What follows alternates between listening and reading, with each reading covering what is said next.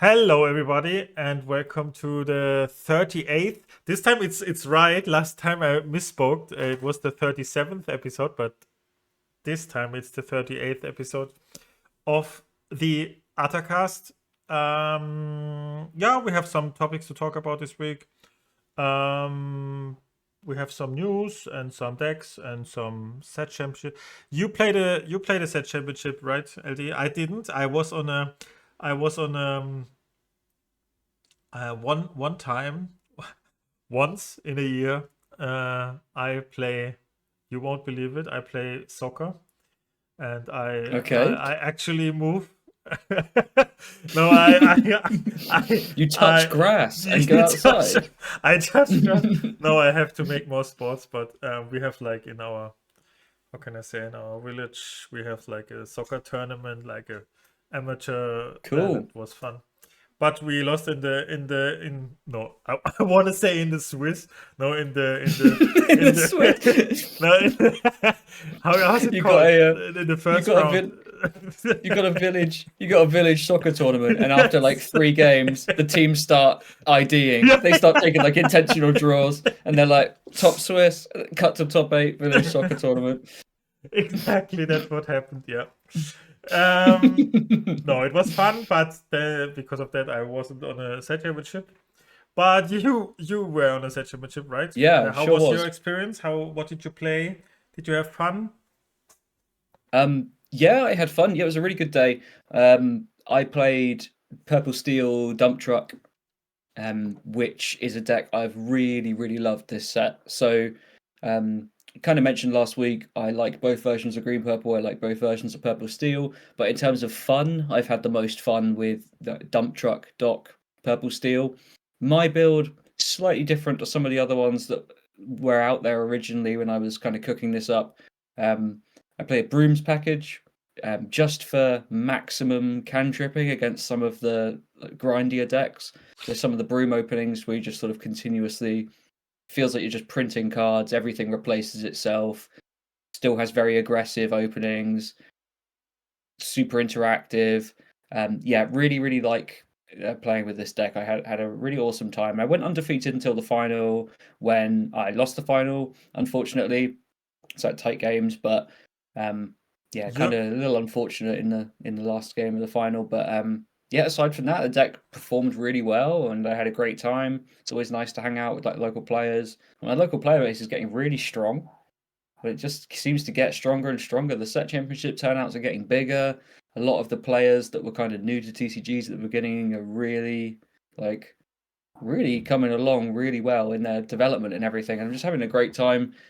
It's much more competitive field than it used to be, which is like great for quality of games and learning, but it means like the playmat isn't free for me anymore. I have to like really fight for it. But I'm happy to do that. I don't want you don't want everything handed to you. So yeah, it's a really good experience, and yeah, I love the deck. I love Dump Truck. Dump Truck is just produces you you some of the just most amazing tweeted feelings in the about it. game. You just I tweeted did. about, yeah.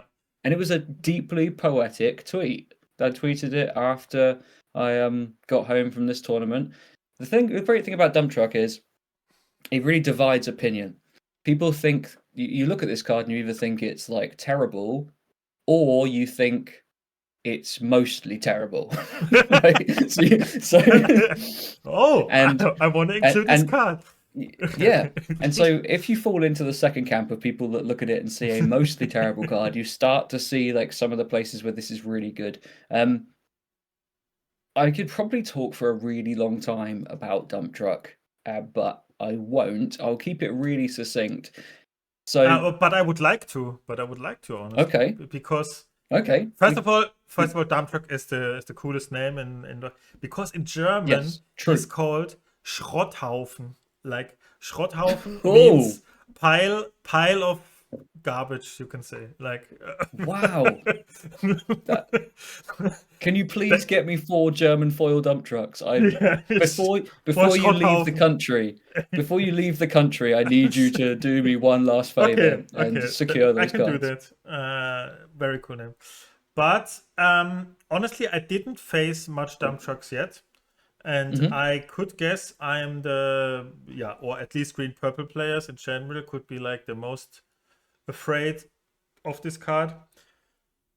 It's kind of obvious that you play this over sometimes over fire the cannons because of, yeah, just the body Mm. that he provides. My feeling would just be never tested the card. Um, that I would most of the time like to have a fire the cannons over a dump truck in my hand, but that's just a statement from me. And now you tell me Yep. what is right or wrong about it. Because sometimes it's probably right, but sometimes it's of course wrong. Yeah. If you It's yeah. both. It's both right and wrong. Dump truck has a sort of lower floor but a higher ceiling. Obviously, fire the cannons is in a vacuum like your better option for early removal. Dump truck just has some really really nice lines where so a typical 5 ink turn for me quite often when I'm slightly behind on board might be dump truck something for 1, fox it back, ping it again for 2. So a really common thing I was doing against Amber Steel aggro was um, dump truck your piglet, bounce it back with fox, dump truck your piglet again, trade my fox into your daisy, and suddenly their winning board just disintegrates. And the thing is there, I've overpaid for a fire the cannons effect, but it leaves a body behind, which is just so important. This is like a tempo deck, sort of like green purple, and the gold standard for tempo decks is a character that removes on play. So a nice cheap character that can be bounced and replayed has some sort of removal effect on play and leaves this body behind to quest for 1. Makes a massive, massive difference. It's a little hard to articulate like the minute details around that and when it feels good versus doesn't. But I'm so rarely unhappy to have one of these in my hand just for like weaving into turns, like that something to do with that last 1 ink, finish off a genie or something like that. When your opponents have been clearing your board and they leave something a little weak, like, just present that extra threat, that 1 extra quester, while potentially tidying something up, changing the combat math a little bit. I think you could never really call it an amazing card because the floor on it is so abysmally low. But that's kind of what I was joking about in the tweet, which is like, Yeah, I, it's like I life. said it. Yeah, I said if you don't like dump truck, you don't like life, which is basically life is a high variance experience. You have dizzy highs and devastatingly low lows, and that's what dump truck delivers. Sometimes you'll play against a green purple opponent on the draw, they play a merfolk, you play a dump truck, kill their merfolk, and you win. Like that game is really like way closer to over than it might appear. And that is a fantastic feeling. Of course, there are matchups where it is a really poor card, but there's a cult following growing around Dump Truck. I was really lucky recently to be invited into JDRR's Flower Farm Discord as a special guest member, and I've been really having fun talking to the Purple Steel fans in there about Dump Truck. So, like the Church of Dump Truck is growing, and there are believers, and the believers are getting results. So it's only a matter of time. We are growing in numbers. It's a great time to get aboard the dump train. We're having a good time, and there's a lot of fun to be had. Yes. Nice. So you did the same stupid thing than me last week, and lost in the Hmm. final. Why you do that? Yeah, as we joked about, it's the maximum time investment for minimum reward. So of course that's what I did immediately. Turn up, play all day. Yeah, obviously it's really nice hanging out with people, and it's really nice to just chat about the game and have a laugh and everything. So there's only so mad you can be about it. But when you make it to the final and don't get your mat, and you're sort of Yeah. like, well, Yeah. I stayed here a really long time. Yeah. It's funny when they first announced that they were scrapping the second place playmat. I kind of thought, oh, I was never one of the people that liked it. Like I always like the playmat as a symbol of Victory. winning. Yeah. Like I know some people like the mat art that didn't have champion on it. I just thought, well, Yeah. whatever. I don't care too much about the art. I like collecting these symbols of victory, and that was what I was in the market for. So I thought I wouldn't really be bothered, but it turns out I've started coming second a lot more since they took the mat away, and now I'm going home with a lot less stuff in my hands. It feels quite sad, but yeah, overall, like, I've come around to thinking, you can't expect to win everything. If you go undefeated for 7 rounds in a row and then lose a match, like, that's gonna happen. Yeah, You can't like, it's gonna happen. Yeah, that's right. Yeah, that's gonna happen, and you have to think, well, I did well today, and then I lost one match, rather than feeling crushed that you sort of invested a load of time and didn't get a playmat. Like, sometimes people don't get playmats. That's fine. But it was just my first one. I'll go run it back at a few more and see how I do. But it was yeah, an interesting day and all, and yeah, I just had a lot of fun. Like I say, southwest of England, the community is growing really, really strong. A couple of really strong pockets of players popping up that are really, like, putting a lot of work into practice, and players that have, like, in the past I would have assumed were just like super casual. This game is where something other games really fail at is converting their casual player base into competitive players, but this game, as far as I'm seeing, is not failing to do it. Like, everyone wants to get better. It's really interesting. It's of course, like in our locals I see that too. Like, I mean, you can probably lose to everybody there. I think against the most people I can lose at least. And yeah, that's also fair, but it's like, you can't just go there and think you will always win this. And not at all. No, not at all. Yeah, but cool. Yeah, really nice experience. I'll play again next weekend and hope to secure my mat. But yeah, I'm loving the dump truck, and I won't apologize for that. You don't need to apologize. I was very I got very many messages about Green Purple making good results and that makes me happy. And yeah, that feels good. So I think both is totally viable to play. What I recently, the problem is my Green Purple is in danger, because I found a new deck, and the new deck is so deeply, it so got into my heart. I can't explain. I sent you the list here. It's not. I think it's no surprise anymore. I think this list in particular, and not this list in particular, but lists like this were made popular by Rob and people, and in the first Sky and like this Ember Steel value, I tinkered on it like very much, and this is the list I'm finally come to. I have so much success with it. It's absolutely crazy.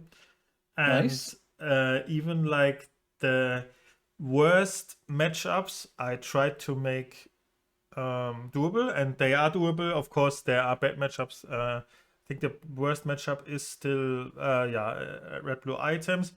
DKP is actually doable with this discard stuff, and it's tricky, but it's doable. Often it depends on. I just want to explain shortly, for if you listen to this and you search for a new deck, and for example, if you like I'm like, for always was like a very versatile player. I like versatility in decks. That's all what I want. And this deck is exactly how I want to play the game. And it's like my dream of a deck. It has everything I want. It can be aggressive. It can be like disruptive with the discard stuff. It can just go full for this value stuff. It's crushing aggro in a way. It's absolutely disgusting sometimes how easy these matchups are. You just need to mulligan for 2-drop Ursula, and it's game is pretty much it's not over, but it's like it's hard to lose often. Yep. Yeah, and Yeah, sure. um, every deck, every matchup feels winnable. If you want to how can I say, to fill your life to fill your life in the last moments of this meta game with the before the rotation happens with a new deck that's an absolute blast to play for players that like not easy to like. What I also always want is like these decks that are not easy to grab, like you can go, they don't know exactly what they need to do against you. Do they go for board, then you make Fast Forgotten Me and crush them. You go for securing too much hand cards, then you go aggressive. Like that. That's what I like, and I think I think it's very hard to play if you want to play it perfectly. And I just want to make a short shout out. We are in our podcast. I just want to make a short shout out for this deck. It is crazy powerful. I think it is really crazy powerful. I think it's one of the best decks right now. And I'm not afraid of anyone actually playing with against with this deck. That's But good.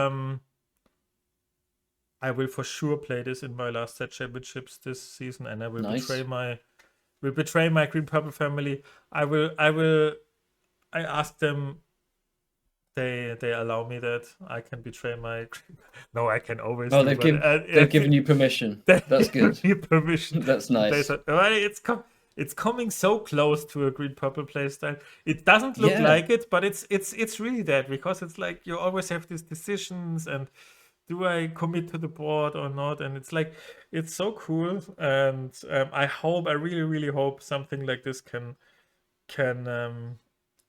can exist post rotation actually, like, and because like this deck also like dies after rotation. Nah, not Yeah, sure. exactly, but a lot of cards like, yeah, no, this in particular makes no sense. We have no Forgotten Me, no Beast, no. It's or at least we need some reprints Hmm. to make this deck work again. Also, this high density of removal is also very important for this type of deck. Yeah, sure. Yeah, if you Um, lost even one of those removal yeah, pieces, this would this really is, be a very different deck. and that was because just for a bit for the idea of the deck, like many people, some people I showed the list were a bit confused why I play Ariel and only 13 songs. It's a bit low.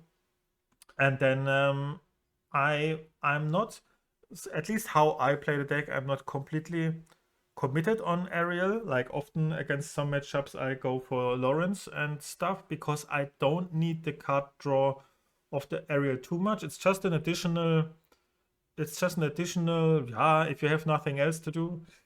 um and what I also found out that like Ariel, I only want to find one of these removal songs. If I find something else, it's like, nah, it's Mm, like, and then I think, then I feel like I add like Hakuna Matatas into my deck, from set sure. one. Yeah, yeah. Yep. And I mean, bare necessities is sometimes fine, but it's also not like the card.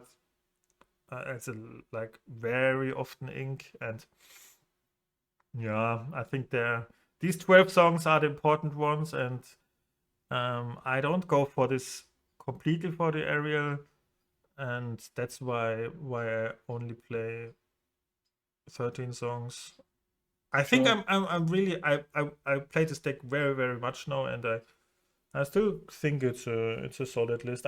Because like some people with this value um, game plan don't play Lawrence and Smee, for example, but I found them to be very important. First of all, in some racing situations in the end game, because we have then a very low amount of two questers, honestly, and then if we don't play them, and against some decks like Red Blue or some, it's really important to have these early two questers in your deck, or you really see no shot. And I found them so useful. Lawrence is still good.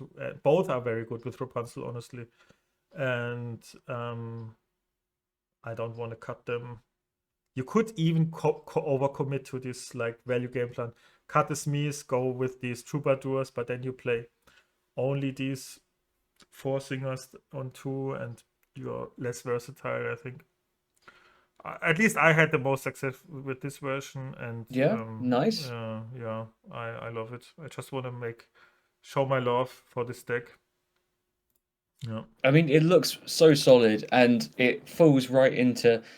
This is a growing trend in Lorcana is people referring to decks as being jund, which is a term I know. borrowed from Magic. Yeah, you know what jund is. I know jund. Yeah, it's like you have 50-50 into everything.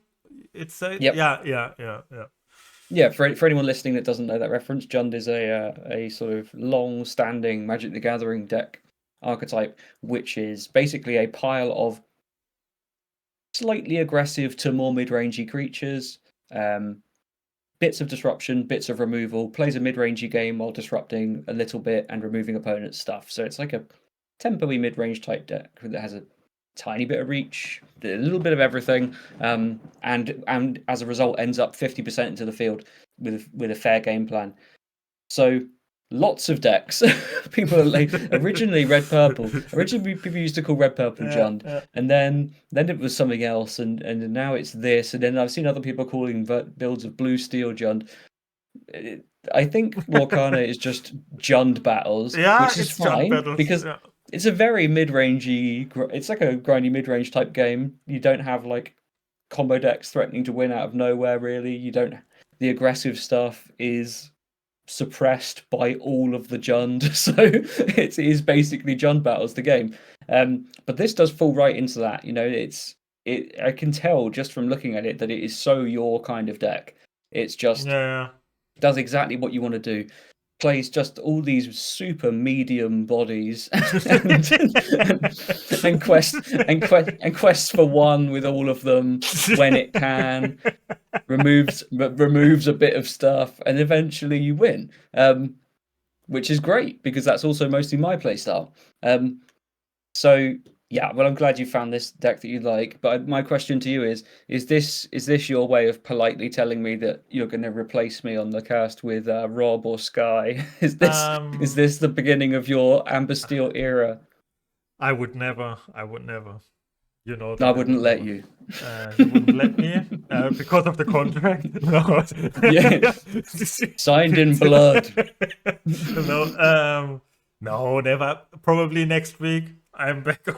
No, I don't know, but it's like it's actually very rare that I find decks because I'm like very how's this? Wait, I will Google it. Right. The rare Google Translate. I'm very picky with decks. Picky, okay, yeah. What I like and what I don't like. So it's like I'm very picky, and if I find something, then I'm really happy.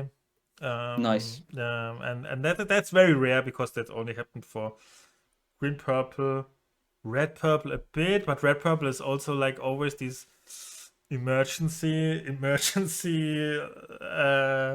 deck for me. Like I can play it very well, but it's not like I don't know.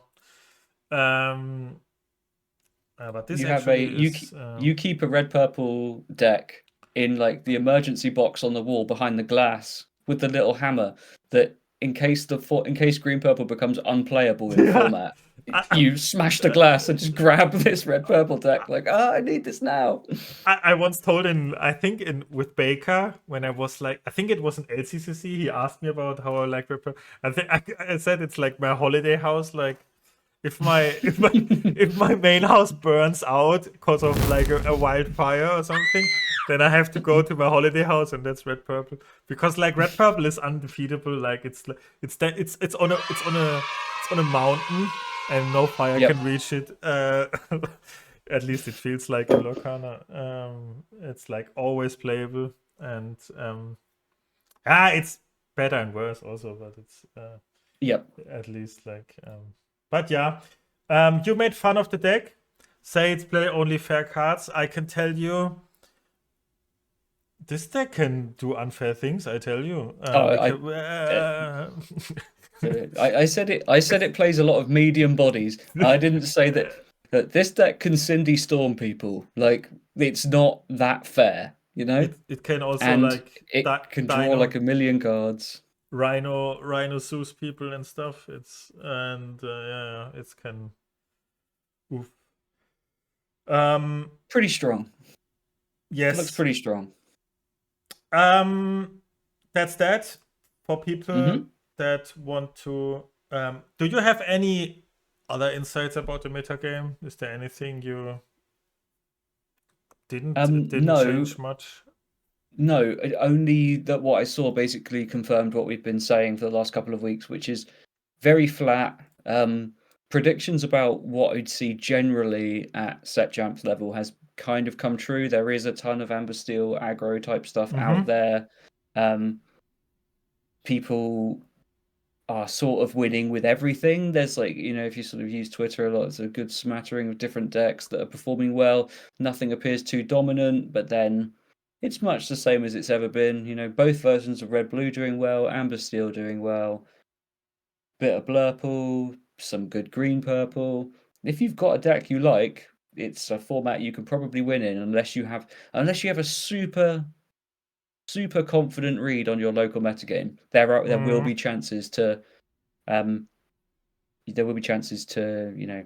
randomly find a deck that lines up well into the players you fear the most locally. That's generally a risky proposition. You're much better off sticking with something you know well and are likely to have fun with.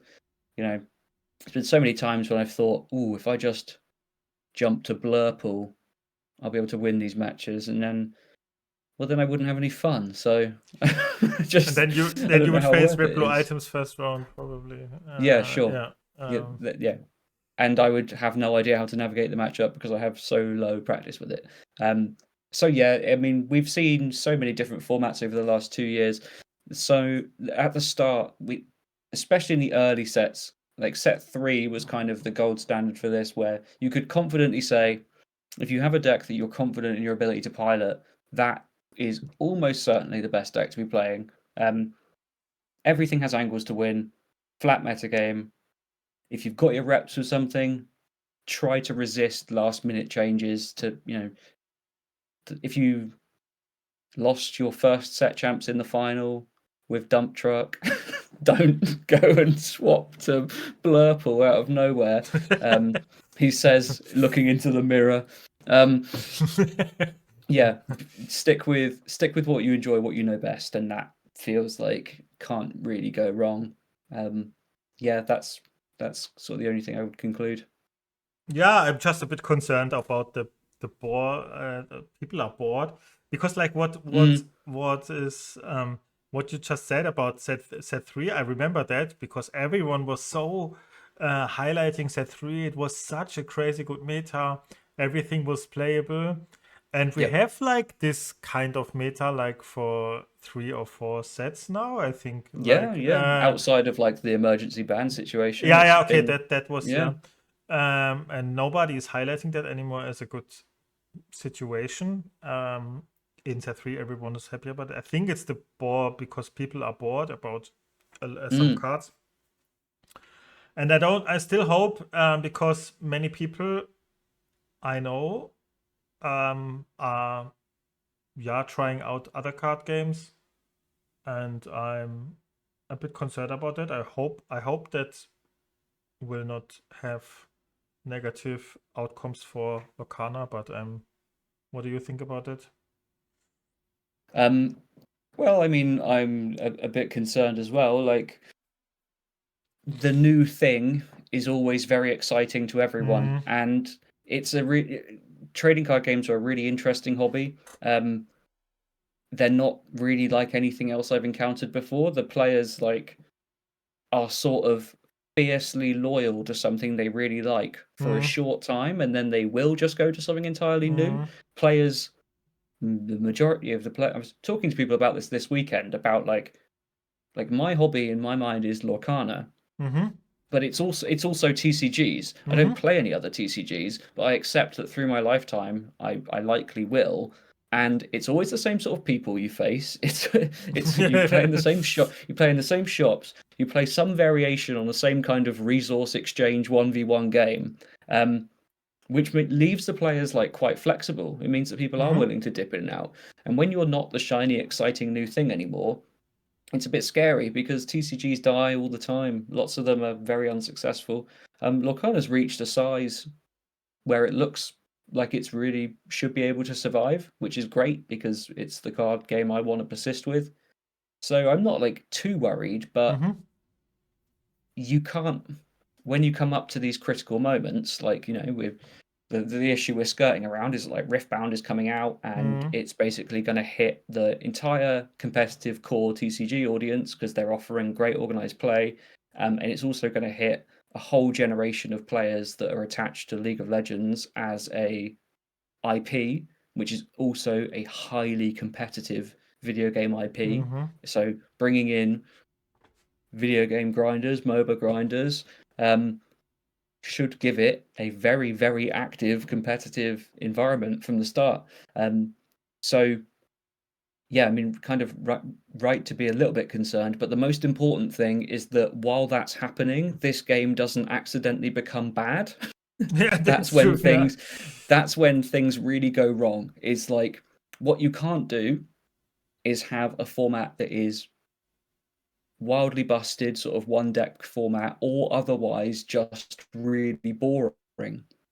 So I have two fears. The only two things that sort of concern me are one, something in the next couple of sets breaks the game again, as Blue Steel did after set 6. Set 6? Set 7? Set 7? Yeah. 7. Set 7 Blue Steel, like where it just became, once people cracked it, it was essentially a 1 to 2 deck format and it was really boring for everyone. And unless you love Hiram, then it was a really wonderful little moment in your life. But something like that happening would be bad to happen at a time when people are looking at trying a new game. And also, my other fear is that rotation brings too little change, which is that we would all, a lot of competitive players are quite bored of a lot of these play patterns with a lot of these decks. I really hope they don't cave to all of the pressure to just like reprint everything, because obviously you've got a lot of players that are new to TCGs. They haven't encountered rotation before. That's a bad feeling because they've spent money on cards and they don't want to not be able to play with those cards, and not used when they bought those cards. They did so without any expectation of rotation because they'd never heard of it before, right? So fair enough. But I hope they don't go too heavy on reprinting. I think, as we said the last couple of weeks, it doesn't take too many reprints to make this game not change at all, and I think people need a fresh experience. I would say it would not. Yeah, sorry. Yeah, no, go ahead. I would say probably it won't. I don't know, because like I think it would not be too clever from them to reprint a lot of good cards, because like people don't want it. Then why do it? I think there's not many cards needed in the game that the game won't break. Like we need a sweeper, maybe. Yep. We need a I think, but that's maybe beyond the horizon. I think we also need some sort of I just can't outdraw everything. That's also something I would be concerned. Like if we like have this that could also be like attack with 4 finders keepers and 4, I don't know, and like outdraw everything. Like we also maybe need some tools against that. Like that was also like this whole new world stuff. But outside of that, I don't know if the game needs anything to be like balanced or something. Like we have the cards that we have, and maybe I'm not too high into it to think about everything. Because like also cards like Pete or something could be important, or Ursula too or something. But it's hard to say in a vacuum what cards we it need. really is. Yeah, and the cards that we need will be very different depending on different people's individual perspective. Exactly.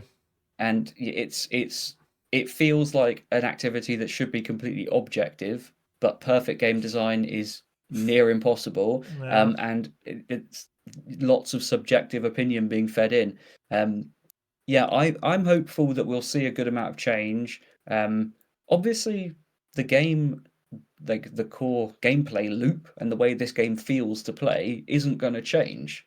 What we Yeah. were describing before about most of the game feeling like Jund battles, that will persist because that is simply the way this game is designed. Um, you could remove quite a few key cards, and that feeling would still stay, I think. And that's what you want to retain. You want the experience of playing your game to sort of at its core feel the same, but be expressed in a slightly different way with slightly different cards, enough that it feels fresh. So I think it's mostly about avoiding particular cards that people have high fatigue with, so things they're really bored of seeing. That would be my one worry about rotation is Mm-hmm. please don't give us more of exactly the same cards that have been destroying us for 2 years. Um, I would much rather see fringe playable stuff that's been kind of good but not busted, um, that people are positively attached to rather than negatively attached to. Mm-hmm. Um, yeah, and I hopefully still, then we can have a nice healthy feeling game that still feels fresh and still moves at the same sort of pace. It's not getting power crept or anything like that. So that's my hope in general. yeah, I still think that, my feeling is that many people. That's just my impression. That's not something I can say for sure. But my feeling is that people have, yes, like I said last week, if you expect the world we live in post rotation, I think you should still lower your expectations by the most people should lower their expectations by a good amount because like Hmm. the meta, even if a new set comes out, I always experience like the meta is so, you could say, boring in like 1 or 2 weeks after release of the new set. Like even like a few weeks just is enough to make us feel bored. And if we Hmm. always feel bored, then we just should think about maybe I should rethink my expectations, what kind of wait from a meta game or from a game in itself, because like even if the change is big, the meta is, yeah, solved is hard to say because solved sometimes decks come out very late, but much will be solved like in 2 weeks after the rotation hits, and then it will be the same again. Mm. And then that's what I think. Just, yeah, I'm very indifferent about the rotation. I see what comes, but I don't expect.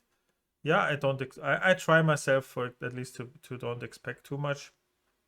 And yeah, that's just before, because last week with this episode last week we got so many comments on the. I just want to make sure we said last week some cards. Wow, that I really felt like people are very emotional with this. That we Mm. that we could see being reprinted or could not being reprinted.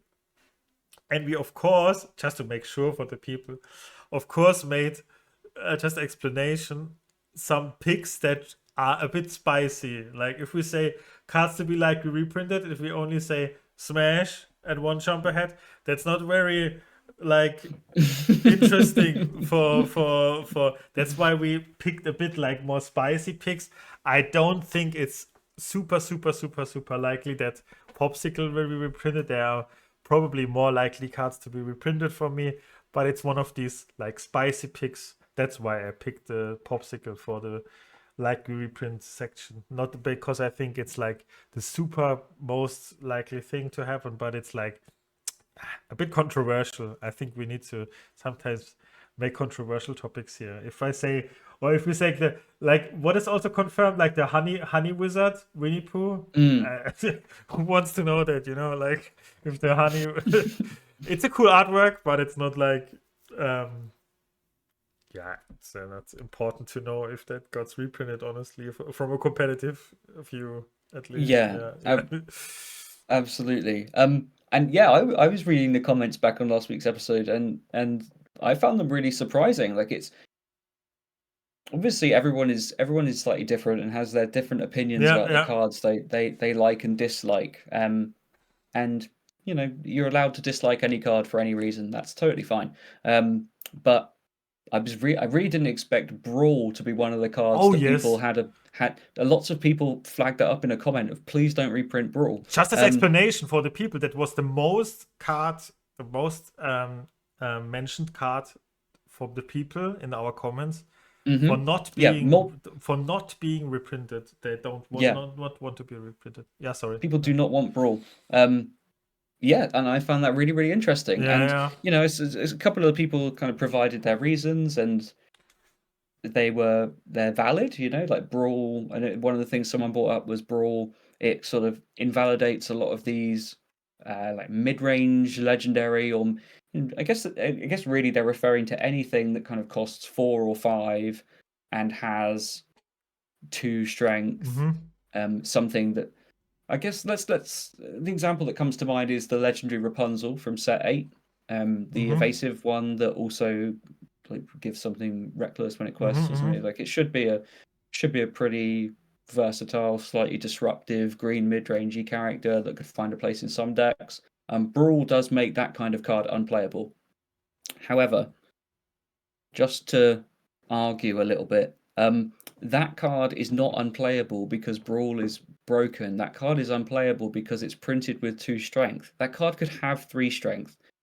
If you want like 5 cost legendary stuff to be that does nothing on play to be playable, and your game is balanced around strength-based removal, that for in my opinion has to exist because it's a Yeah. versatile removal tool that is a tool against things like Diablo, aggressive stuff. Um, Sometimes you overpay in terms of the ink trade, like you are often removing sort of like 1 or 2 drops with it. Sometimes you underpay and you end up getting a good efficient trade out of it. But if your game is balanced around an effect like that, which does feel like a core card, we can't be understatting a lot of these cards if we want them to see play. So yeah, I just wanted to say like my piece on that is totally agree. Brawl is way too good at killing some of these unplayable cards, but they're unplayable because they have stat lines that are soft to Brawl, when really those Yeah. cards could easily tolerate 3 strength.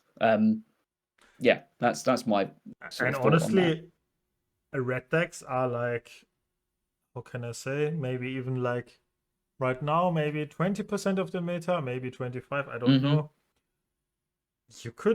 You could make arguments to even play them if they would be good enough. If Brawl, um, even if Brawl exists.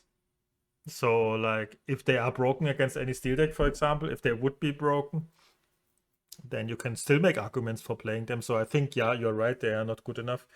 And a card like Brawl is, how can I say? The card is so often cost inefficient. Then I Yep. think if a card like this is actually broken, then the meta is such in a weird spot, because like Yeah. then every character in this game has like 2 or less strength, and that is a very weird spot in the and I think objectively, at least in my feeling, that the Brawl is um totally fine card in a game. But it's opinion based, and I think it's totally. Please, listeners, if you have opinions, please always share them with us. We are happy about every comment. Yeah. So Yeah. that's not another comment. What I found interesting, someone told, because we had an argument last week about Storm and Strength, Mm. and I and I want to make a bold statement. I think I think I lost more games in this game to Strength than to Storm. I would be. Storm is a -1, like card advantage wise, it's a -1, and you lost most of the time also 1 ink because like it's killing your 1 drop, and yeah, you paid the 1 ink to play that 1 drop. So there, Sorry, -1 for the player on the receiving end. Yeah, you are being stormed. You're you are saying being stormed. Yes, exactly. Yeah, you're yes. being Okay. stormed. So you're -1 from card advantage, Yep. and you lost 1 ink, you could say. So Sure. that's good. I don't want to argue against that, No, but it's I yeah. think it's you can come back from that. I think you can come back from that, and you can even play around that. If you play a deck with Ursula 2-drop, for example, you can at least for green decks. I think green decks play a lot more like that, a lot more against Storm, to play against Storm, because like they can't ink it, and then you can snipe it with Ursula, and the strength they can ink it, and of course the tempo gain by strength is often so absurdly game winning. Yeah, it's huge. It's Then huge. I think I lost personally more games to strength than storm, and I think strength is the more powerful card. And what is an argument for it against? I think in more deck lists are for strength than for storm. Yeah, yeah, Um, completely. but Storm. it doesn't make a lot of sense to compare these, probably, but it's like a funny, I think it's a funny observation and conversation, because like people have different opinions on different cards, and I Hmm. think, because for me it's so clear, that's why I found it so interesting. For me it's so clear that strength is the better card, but then I see you and other good people arguing about storm is the better card, and then it's interesting, because if good people argue about, yeah, have different opinions on different cards, then it's interesting, of course. Yeah. Yeah. Yeah. Well, I think certainly there's the psychological effect, which is Cindy um Storm. Yeah. yeah, like Cindy Storm on the draw when you've described it perfectly. It's -1 card advantage and sort of, losing 1 ink's worth of tempo, if you want to describe it that way. That just feels like it shouldn't be possible on the second turn of the game. Like in Yeah, those first that's true. turns, Yeah. in the first turns, it's all 1-for-1 exchanges. There are You really shouldn't be doing anything that swings card advantage. There's next to nothing in play. You play one card, it deals with one card. Um, it's very The fact that Storm replaces itself just leads to very bad feelings. It is very, very good, but I completely see what you're saying. I do think in general, strength can have a much bigger swinging effect on games, and obviously it scales far more significantly. So playing purple steel, a lot of the time I'm just going 1 drop, leave it standing up, 2 drop, leave it standing up, turn 3, Pete, so you can't remove And any then the of my game is stuff. over.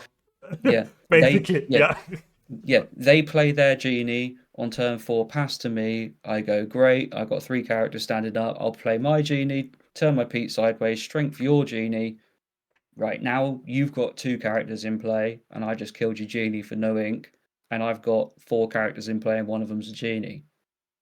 Cool. Best of luck to you. It's like And huge mid-game tempo swing, just unbelievable. And there's a reason that like purple steel, the decks all play 4 strength, and none of them play storm. It's just not an efficient thing to be doing later into the game. Um, it's rarely a terrible card, but when you can't sing it until turn 4, it is very so much clunky. Yeah. brickier. Yeah. It's so clunky. These decks just don't play it. So yeah, I think again it's like the what it does on turn 2 is so much better than it should be able to do. Um, But you can also Without play if around it. It's Yeah, like, you can. Yeah, yeah, yeah. you There's you counterplay. Yeah.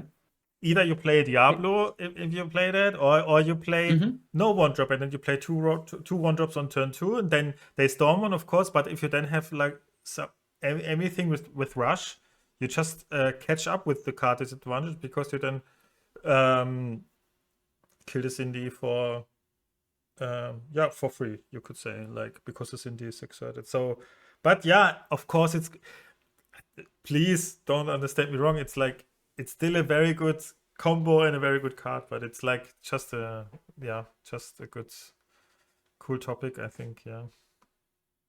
Yeah, it is. It's certainly worth discussing because no opinion is wrong, because what Storm does on turn 2 is wild, and what Strength does on turns 4 through 6 usually is also wild in a different way. They're really interesting cards to compare and contrast, and it's not as clean cut as one is better than the other. Yeah, that's They're true. both very, very good, and the fact that both of them exist and both cost 3 and both go into the same deck with Cinderella Yeah. is essentially the critical mass Yeah, of that's why true. these Amber Steel decks have been so good forever. If there was any kind, what would be really good is if there was, if those two cards were different colors and not complementary colors, so they were rarely played together. So let's say so both should be non-core support colors. So one is ruby, one is steel, for example. There's very little reason to ever play them in the same deck, because if you did, your deck would be poor. And then you could really compare these two different but similar. Yeah, that would just be cool, I think. Even though Yeah. damage-based removal is Steel's identity, My guess so would you can't do it. But my yeah, guess would be in any other Storm. Would you play Storm in green purple? I guess not. that's a really good question. I think not. Strength, I think everyone would play in any deck, but Storm.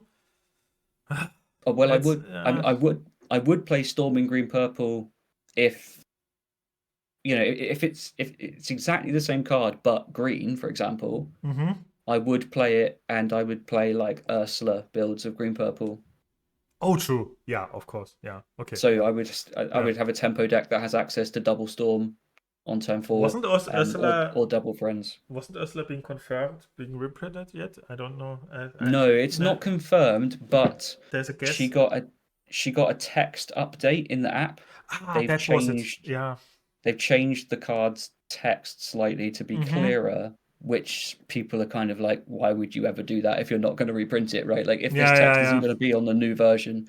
So I would call it a really high likelihood reprint, yeah. I don't know if that's needed for being reprinted. But okay, yeah. Then we get Kid at least, hopefully. If you get Ursula, we get Kid, okay? Ravensburger. That's not fair. And also, if Ursula's reprinted, like Brawl does need to exist. So you have to be able to make that 3 ink for 3 ink trade between. There's only Ursula 2 cards in this game that are really solid answers against Ursula. Or maybe Smash, but yeah. Yeah, Smash, Brawl, and what else? Kid. Yeah, Kit. Yeah. A Brawl and Kid are the most meta relevant. I think that would be busted. I remember set 3. Oh my gosh, where Brawl didn't exist, and I sang that moment. I had a good topic. Yeah, sure. Interesting, because like I heard the Lorcana last week, and they talked about what is tempo, and what is value. Yeah, they just a listener asked what is tempo, what is value, and then Moyen explained it a bit. And I just asked myself, do I even know what tempo and what values? I think everyone knows what is it, yeah.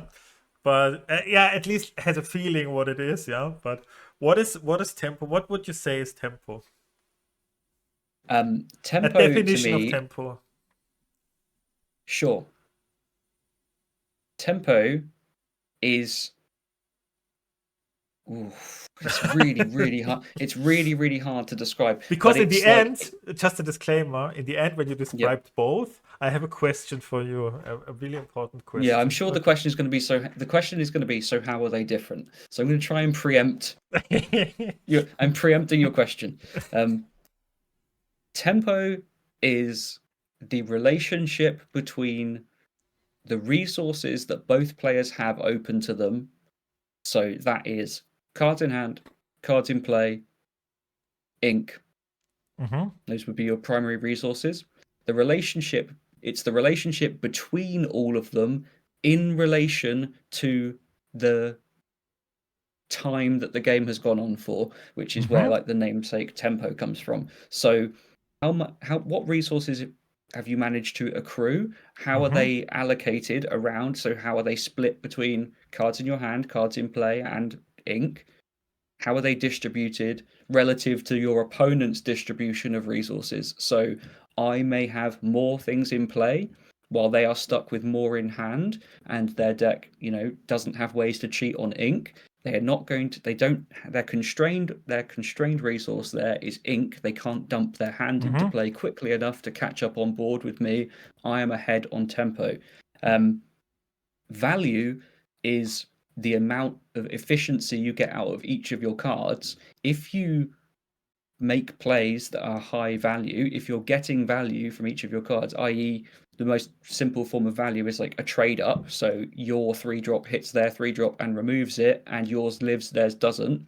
That's a trade up. You're left with a body, they have nothing. Both of your 3-cost resources have effectively traded, leaving you with something and them with nothing. If you continuously do that, you will naturally be ahead on tempo. So the accumulation of value contributes to your tempo advantage, but the two aren't exactly the same. That's my answer. Does tempo always that's not the question yet, but does tempo always has to do something with board? The way I think about it, yes, because most things, most decks and play styles that get characterized as being tempo are things that play proactively to the board and then play lots of cheap things, or like I said about Dumptruck, cards that have an on-play effect that can remove something, so they make my opponent go -1 card in play and leave me with +1 card in play. That is a tempo type of play style. That's a high tempo exchange. So ramp is no tempo, you would say. Ramp is that, but it's also no value, you would say, right? It's ramp can be. This is getting difficult now. Yeah. There's no way to not get trapped by this, so I'm just going to walk into every. I have no trap. I have no trap. I have no trap. I have no trap. Okay. And again, all opinion. You describe it so good. That I think it's very interesting for the listeners, honestly. Yes, and in line with that description, I think ramp can be a high tempo play as long as it's putting you ahead on the resource that you need most relative to the resource that your opponent needs most. So a ramp, when your opponent opens turn 1 Merfolk, putting nothing on the board and ramping is like, could be described as a tempo positive play, but it's mostly tempo negative because you're not doing anything to clean up this. Your opponent is at that point establishing the pace of the game. They are saying, I will be going quickly now. It's on you to keep up with me. They are the aggressor in the situation. They dictate the pace of play. You're making a play that is an investment in the future. It isn't regaining tempo currently, but it is increasing your chance to do that. In those future exchanges, you will have more resources available to you to swing tempo back in your direction. So when you think about that, like semantically, it doesn't make a lot of sense to draw that distinction. Why would you say that something is an investment in future tempo? Isn't an investment in future tempo that also tempo? It makes sense. I say no, but also yes. So yeah, it is. It makes sense. It makes sense. In my guides, I have a. I don't know if that's correct, but I think if it's understandable, it's always correct. I have a third topic on that. Like efficiency is for me another thing. Then it's for me value, tempo, and efficiency. Efficiency is for me,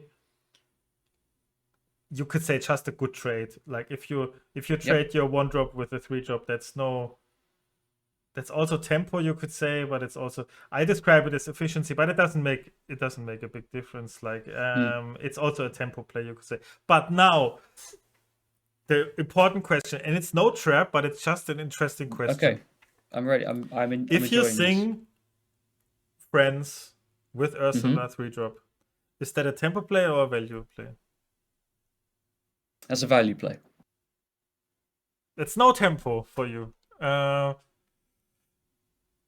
because like its value at tempo is only board, you would say, like, because like you could also say because like regaining resources require also like tempo, you could say, you know what I mean? Yeah, that's a Like good point. Yeah. so I'm not sure, maybe we don't need a explanation of that. I'm gonna give you an answer. Yeah. I'm gonna give you a more detailed answer that is like imperfect, but it's the best thing I can do. When you are ahead in tempo, you have to then leverage that tempo into something else. So so let's say you've gone like 1 drop, 2 drop, and your opponent has skipped a 1 drop, and then they've played a 2 drop. You're on the play. You kit on your third turn. You kit their 2 drop. You have 3 characters in play. They have none. You have a massive tempo advantage. When you have your tempo advantage, you are then able to freely quest with your characters, because even if they play a couple things, they can't banish all of them in one turn until they get to their sweeper ink, that sort of thing. You start. Inevitably, the characters they play from there on out will probably be bigger than yours and they will get good trades, but you're converting your tempo advantage into a lore lead, which decks like green purple, that's their whole strategy. They generate tempo, translate that tempo into a lore lead, and then leverage their high amount of reach to close the game out. You put your opponent in a position where they must remove every threat you play because you represent such an amount of reach that even if they catch back up on tempo, you're drawing every turn, you have good top decks, you can find your way out of it. Singing Friends with Ursula in a deck like green purple is basically you trade in some of your tempo advantage for a massive resource gain all of a sudden. So I call it a tempo negative play, but like what you gain in resources is very much worth that. That's you cashing in the same way that taking a slightly bad quest is when you have a wide board versus a small opposing board. That's probably the best way I could try and describe it. Makes sense. I guess it's not a very, how can I say, abstract, if you can say that, way to describe it, but it's like a very practical. So I tried to explain it. Okay. To my wife, because I think it's interesting, and I would because like everyone has a different opinion on what tempo is or what value is. I think tempo, I described it like that. Tempo is, and I think it's all correct, like what you said and what I said. Tempo is just basically to do good. Tempo is, maybe it's too basic to say that, to do more than you are supposed to do from a certain ink, or bad tempo is to do less from than you're supposed to do from certain ink. For example, if the expected value of a 3-drop is a 3/3, if you play a 4/4, that's good tempo. That doesn't mean actually every song is good tempo, you could say, because it's like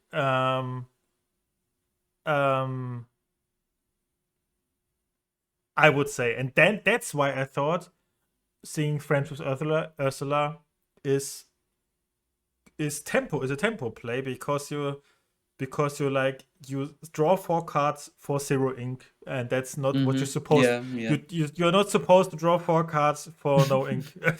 That's no, not what you're not. And that only Amber Steel is allowed to do that. But so it's also value. But I see value most of the time more as just pure card advantage, but it isn't, because people describe value also like if you kill if you banish a Tamatoa with your Dragonfire, is it good value or good tempo? You could say, I would say it's good tempo, but people would say it's good value. Yeah, and both people right. there have a good argument for that. Yeah, both people are right. You invested 5 ink in a removal spell that killed an 8-drop. However, that 8-drop, when it was played, returned a Porpsicle to their hand. You are still minus one. You're minus 1 card in that. I didn't involve that fact now. Maybe let's say something else that doesn't recur a card. I just wanted to say trade a 5 for kill something with a Dragonfire that costs 8. That did Yeah, nothing, okay. that No. hits the board. Yeah, sure. Yeah. Because then it's more I easy would, to explain, like, is that good tempo or good value? yeah, I would say it's both, It's because both, yeah. you've got your trade up on ink, and presumably they've just tapped out to play this big thing, whatever it is, and you're likely, in most games the players are staying at roughly the same amount of ink. So in most situations, you're paying your 5, removing their thing, you have some ink left over to make that is what you generate your actual tempo swing with. The efficiency of your removal versus the cost of their big threat creates the 3 ink disparity between the two.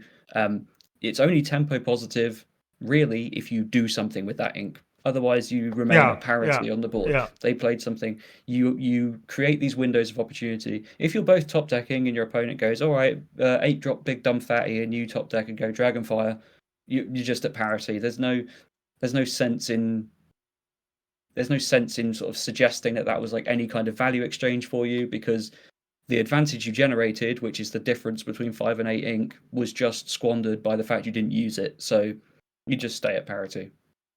Yeah, that's true. Yeah, also we have all just like felt thing what it is, because there's no book where it's written what is value or what is tempo. Like we only can everybody has his experience about he would describe things, and I think it's just important. It's interesting to sorry, yeah. No, I was just going to say it's interesting that probably everyone anyone that was put on the spot with no preparation and asked to describe those things, I think would struggle. Maybe outside of some incredibly articulate players, but the vast majority of people would struggle to describe those things. Yet we all universally agree that they exist, and we all universally have somewhat similar definition, right?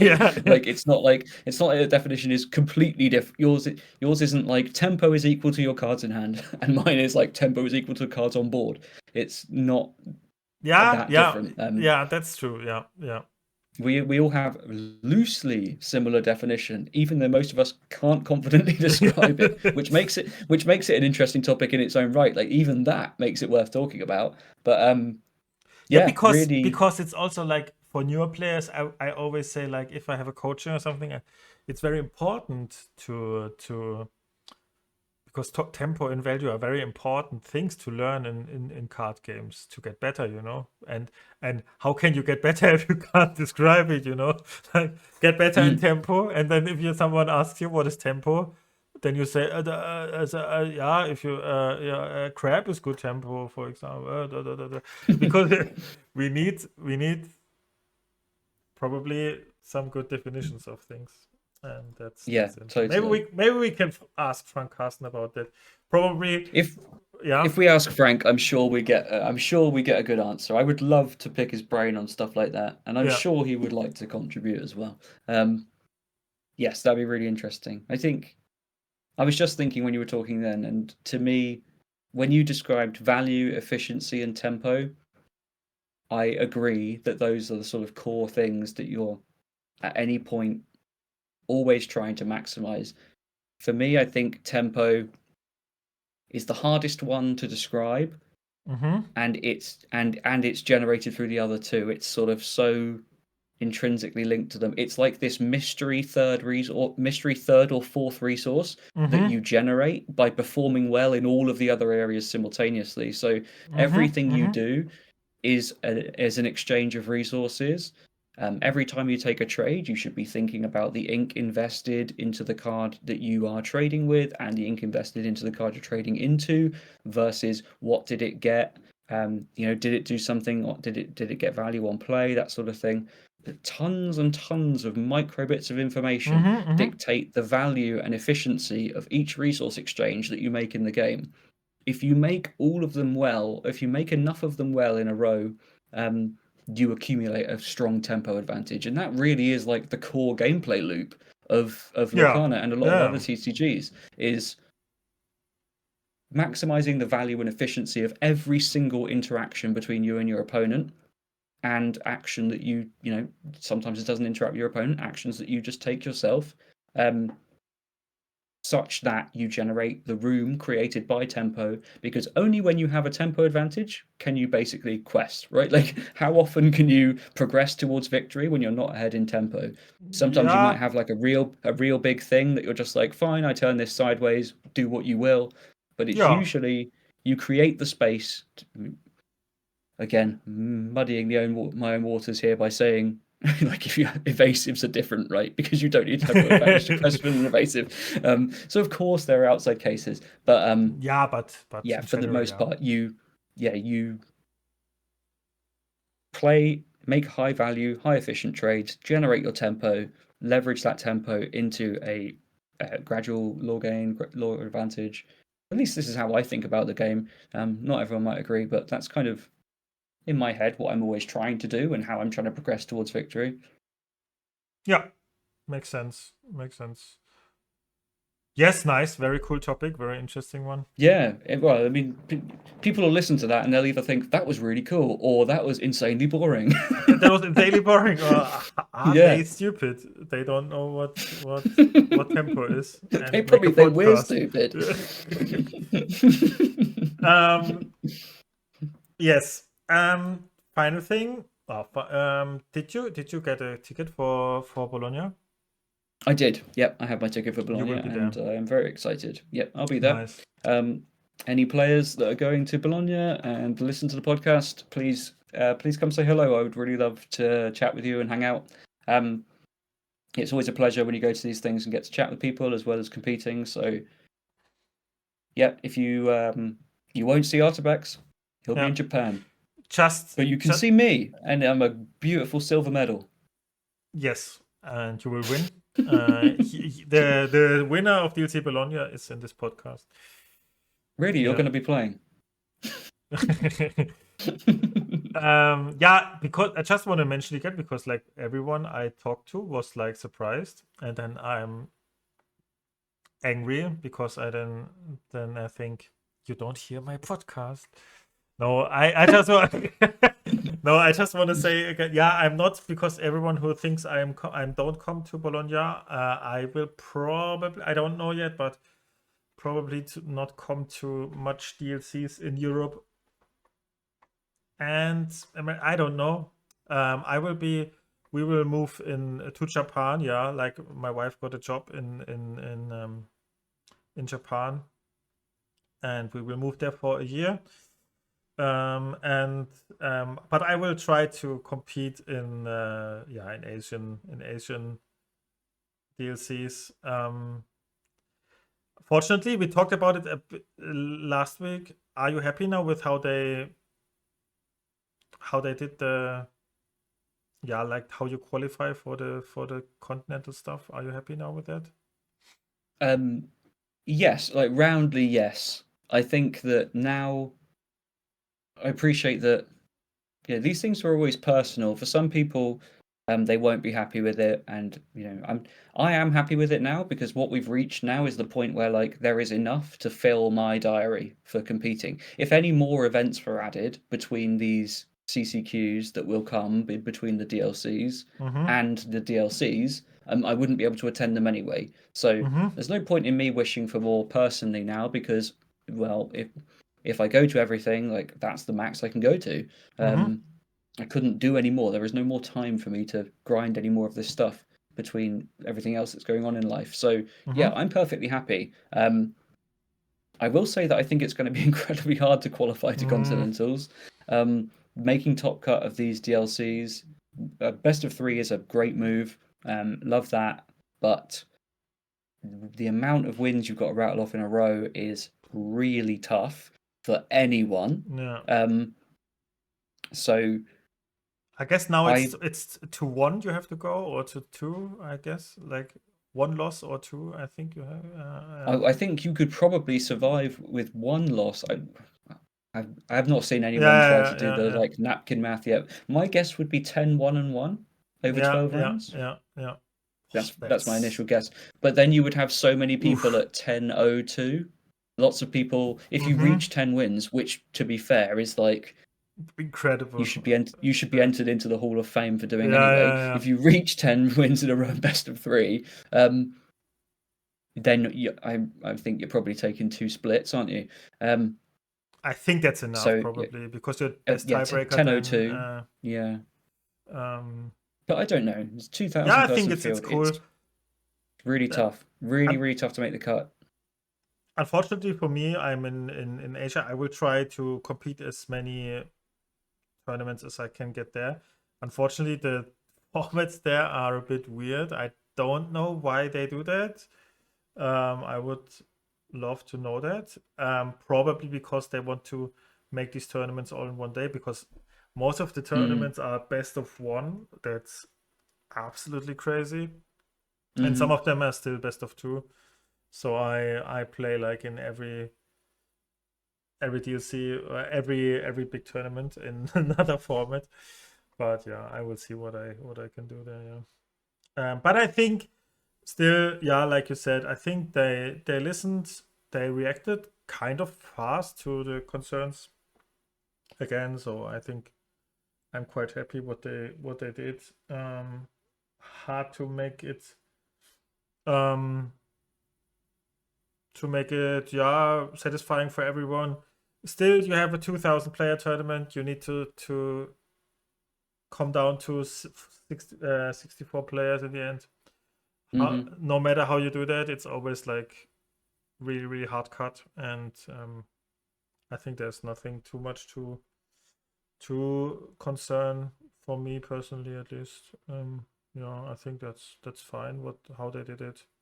Now these third party tournaments with additional chances. I think every tournament you can at least gain a qualifying is worth probably going if you're not too busy, and still probably a decent pricing anyway.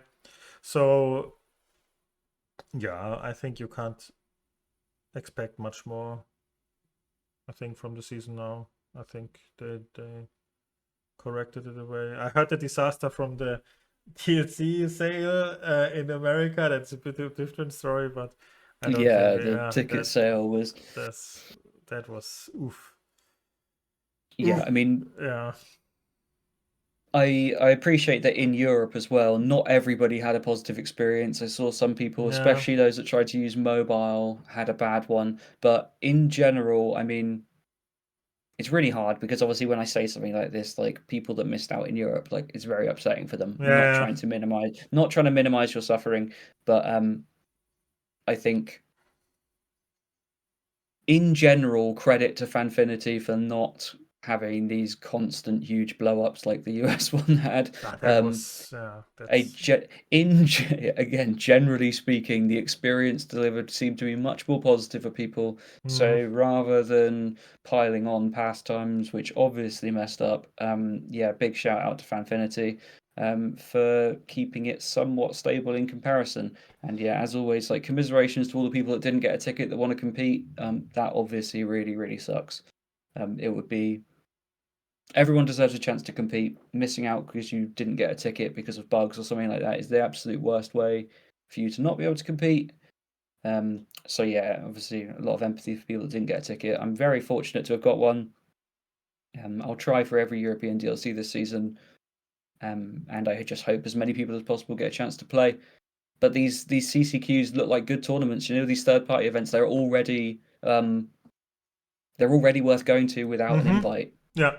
They have good pricing. They will be a sold great out chance to very play fast against. too, I guess. Yeah, Exactly. yeah. This is the other thing, and I wish I'd learned this before. I wish I'd like considered this before the tickets for the third party event in Cardiff that's coming up went out, which is that with reduced DLCs, the demand for these third party events is also going up massively. So in the UK, I was used to not having to buy a ticket for like action events right away.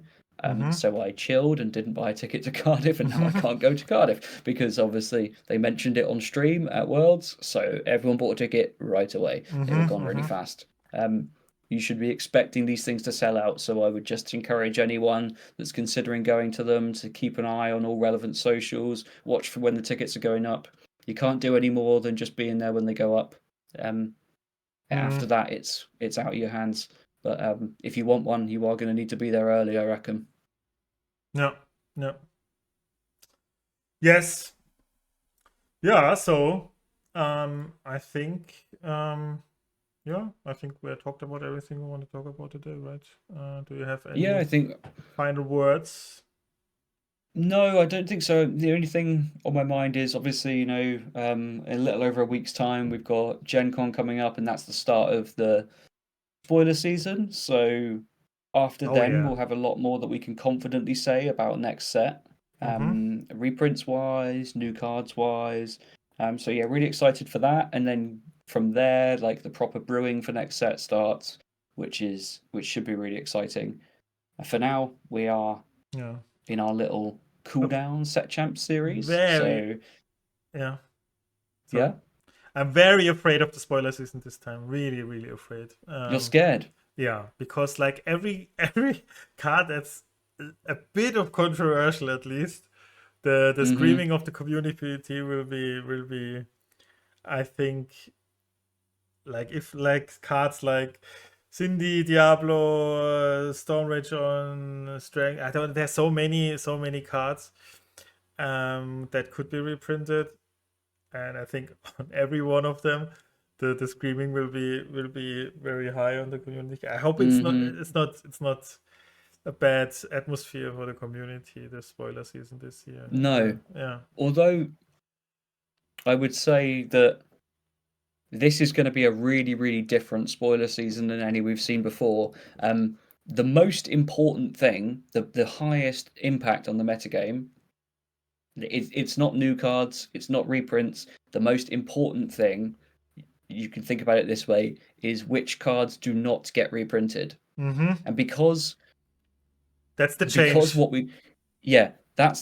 that's where the actual change happens. Yeah. Is in which impactful cards are not around anymore. So rather than like in previous sets, we've seen each card revealed and we've thought about, well, what's the impact this card could have? Well, maybe it could do something in this deck.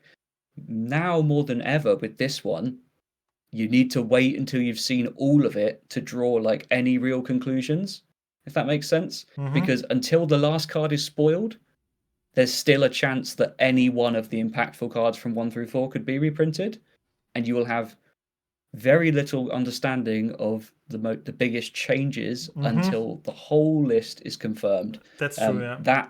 That's when you can confidently say, right, I know for sure this is gone. That is a huge impact, and there's so many cards that will be true for. Almost all of the impact that you'll see from the set exists in that negative space, like what's not in Fabled. So people will obviously get excited with specific cards, with specific reprints, but I think before any pitchforks come out, let's just see the whole thing. Obviously, there are cards like Prince John and stuff that as soon as it gets revealed, like people will be sick physically. So we and you're allowed to do that, by the way. You have my permission to vomit if Prince John gets reprinted. So go right ahead and do that. I'm not saying don't do that, but in terms of understanding the whole format, you need a complete picture of what we've not got anymore. So right up until that last minute, it's really going to be quite tense. And I think actually that last batch of reveals that happens on the last day of the season is likely to be like the biggest and most intense moment of all. Whereas usually we see some nice sort of marquee cards that kind of fit the theme of the set, or there's some pushed legendaries or something, see them nice and early. This time around, it's all about what happens at the end. In my mind, it's that final push where we confirm we definitely don't have these things anymore. So yeah, that's the way I'm trying to think about it, and I'll keep an open mind until the last minute. Yes, nice. Sounds good. Okay, so we can be excited for next week or for the next weeks. Yep. And yeah, I think we wrap it up here, right? Yeah. Yes, then longer episode than I thought it will be. But thanks everyone for listening, if you're still listening. And till next time, and bye bye. Bye bye.